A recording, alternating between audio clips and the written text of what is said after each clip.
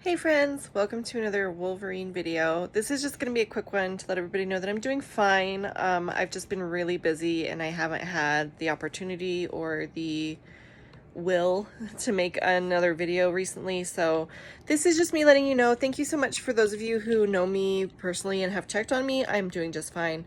I haven't been very active on Facebook either, so there's nothing to worry about. I just needed some me time. I am venturing into the wide world of knitting, and I swore to myself yesterday that I would never swatch again. I swatched. I realize the value of a swatch now because I started making a sweater for my husband, and it came out the size of a sweater for my son. So I am starting over. And I had to frog like 4 days worth of work, and I decided, okay, maybe I should swatch. And of course, because I like to do things the hard way, instead of using a pattern, I'm designing my own pattern for my first sweater, so that's super fun. I figure it's got to be kind of like crochet, you know? But the plan is to make a top-down raglan. So far, this is what I've got. The project that I frogged is here. You can see how small that would have been. I just used the frogged sweater part to make the swatch, but anyway, for those of you who knit, if you could answer for me a question: do you block your swatches before you measure for gauge or not? I need to know. I have to know. I'm also planning on washing this swatch and seeing how the sweater will hold up in the laundry. Of course, it's part cashmere, so I'm gonna hand wash in cold water, lay flat to dry, all that good stuff. But do you block your swatch before you start in on your gauge measurements, or do you measure before you block it? Do you even block your swatches? I need to know, like, what's the best method here? Because I kind of feel like blocking it makes sense because you're going to block the final sweater, but I don't know, does it really affect it that much to where I'm going to get a sweater 3 times bigger than I want? Or, you know, somebody fill me in. Anyway, I'm just sitting at home today drinking some iced coffee my husband made me before he left for work, and luckily, because we're entrepreneurs, he was able to take my daughter to work with him. My son is at his dad's house for the week and comes back on Tuesday, and I'm just resting. I'm getting over a really nasty cold. We think it was the flu, and then on Tuesday and Saturday this upcoming week I work. And I'm trying to get back into some medicine making here at home, but first I have to organize my room. It's such a mess, you guys.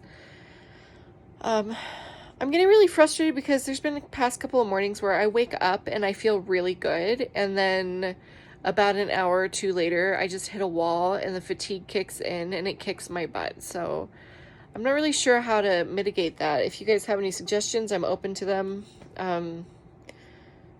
I have considered like what herbal remedies there are, and most of them aren't legal, so I'm just gonna not do that.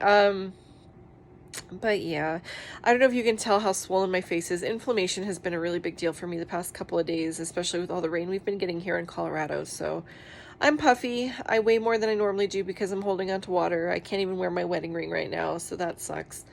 But I am doing good. I don't know if you can tell or not. I'm in good spirits. I am finally feeling like some things are making sense to me, and I've been working really hard on just some introspective work, trying to figure out what some of my triggers are, because I noticed that my nervous system has been in fight or flight for a while, and I had a huge breakthrough. I'm not going to go into it because it's like personal and has to do with some trigger warning stuff, but just knowing, like, I identified a new trigger last night and it's made such a world of difference. You guys can hear the birds outside my window. They want to be part of the video.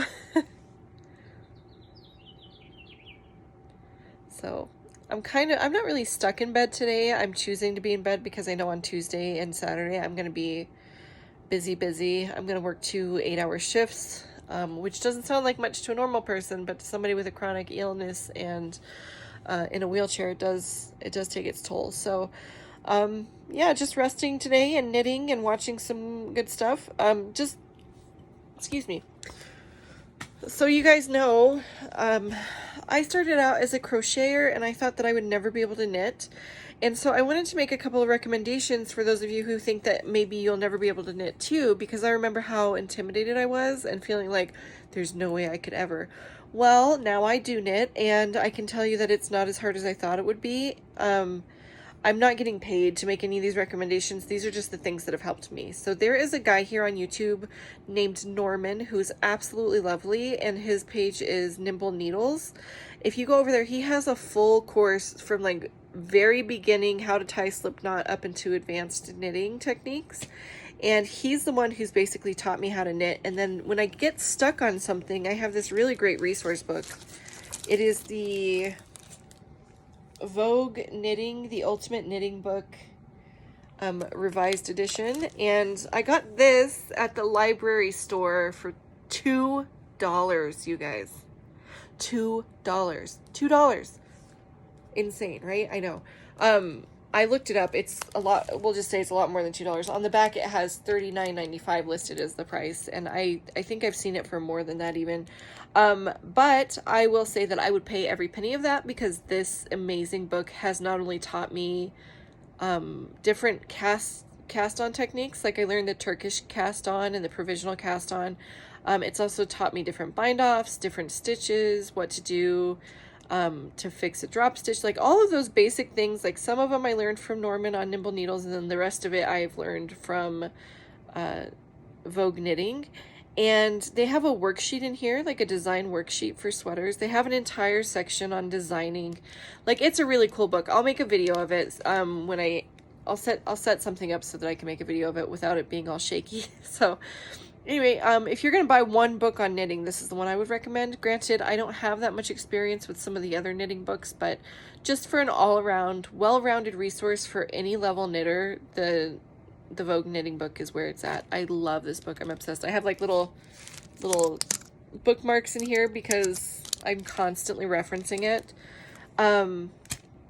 Oh, needles and yarn. So for the sweater that I'm making, I am using my Knitter's Pride, I forgot what they're called. They're Knitter's Pride wooden needles. They came in the Self-Love interchangeable knitting needle kit. So they screw on, you know, interchangeable.